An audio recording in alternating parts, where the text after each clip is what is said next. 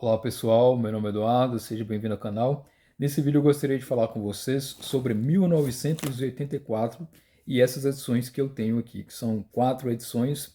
Mas antes eu gostaria de falar um pouco sobre a experiência de leitura dessa obra, né? A primeira vez que eu li a obra de 1984 foi ali quando eu tinha uns 14 anos, mais ou menos. E eu li porque alguns amigos estavam lendo também, e a gente iria discutir essa obra depois, né? E eu pensava que era uma obra de ficção científica, estilo a obra do Isaac Asimov, né? Ou outras obras como, por exemplo, como se fosse um mundo ali de Star Wars, né? Alguma coisa assim do tipo.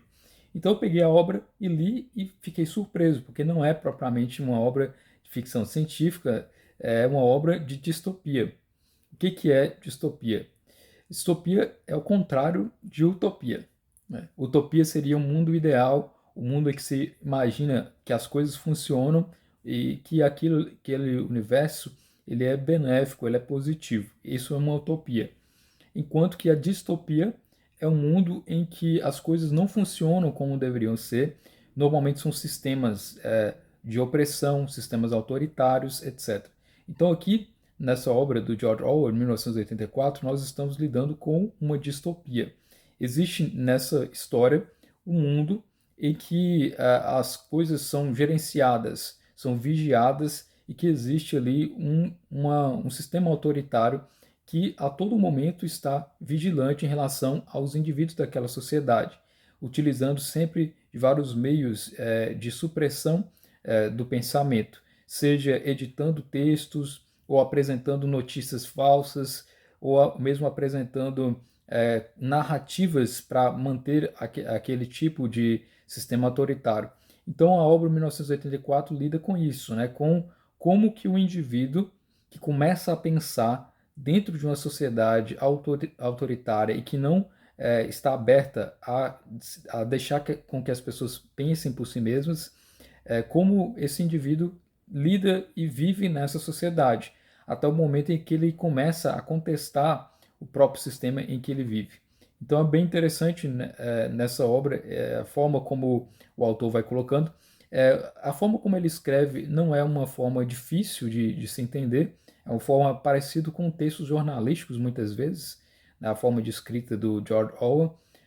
Eu li na versão inglesa e na versão em português, então dá para perceber que realmente ele tinha uma certa objetividade no texto, né? O próprio inglês dele é um inglês já mais objetivo, até mais simplificado.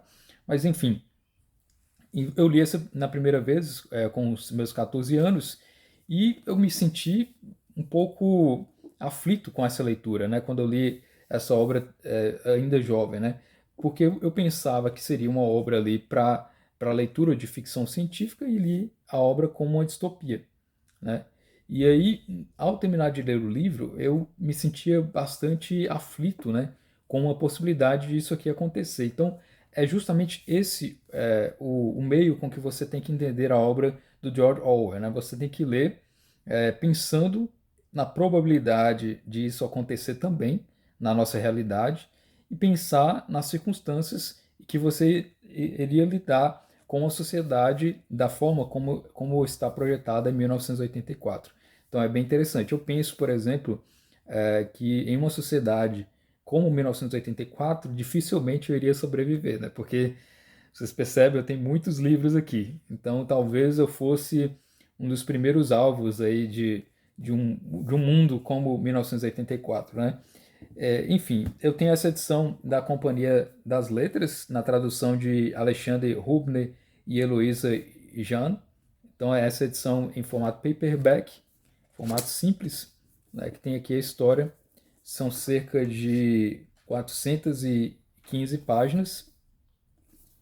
Tenho também essa edição aqui, que é uma edição já mais de luxo, né, também da Companhia de Letras, uma edição comemorativa de 2020, em capa dura, com tecido na capa, e existem ilustrações dentro do livro e ainda um aparato crítico ao final do livro, que é bem interessante. São uma série de textos que acompanham a obra para que você possa entender várias interpretações. Além disso, existe uma seção de fotos das capas antigas. né, que vocês podem ver aqui. É bem interessante isso aqui para quem gosta de fato da obra, né? Tá aqui as várias capas de 1984, das várias edições ao longo do tempo, especialmente edição da Penguin, de outras editoras aqui. É bem interessante isso aqui. Então, a obra do 1984, ela traz um pouco dessa reflexão, né, sobre como lidar em um mundo onde tudo é vigiado, onde todas as coisas que você faz ou está começando a pensar podem ser objeto de recriminação, né? Depois, passado um tempo, quando a obra 1984 entrou em domínio público, uma editora me contratou para realizar a tradução da obra 1984. E lá fui eu realizar essa tradução, né? E aí eu tive uma outra compreensão da obra 1984, porque ali eu estaria fazendo uma tradução e existia certo prazo para cumprir essa tradução, né? Para que eu publicasse a obra, eu deveria entregar até determinada data.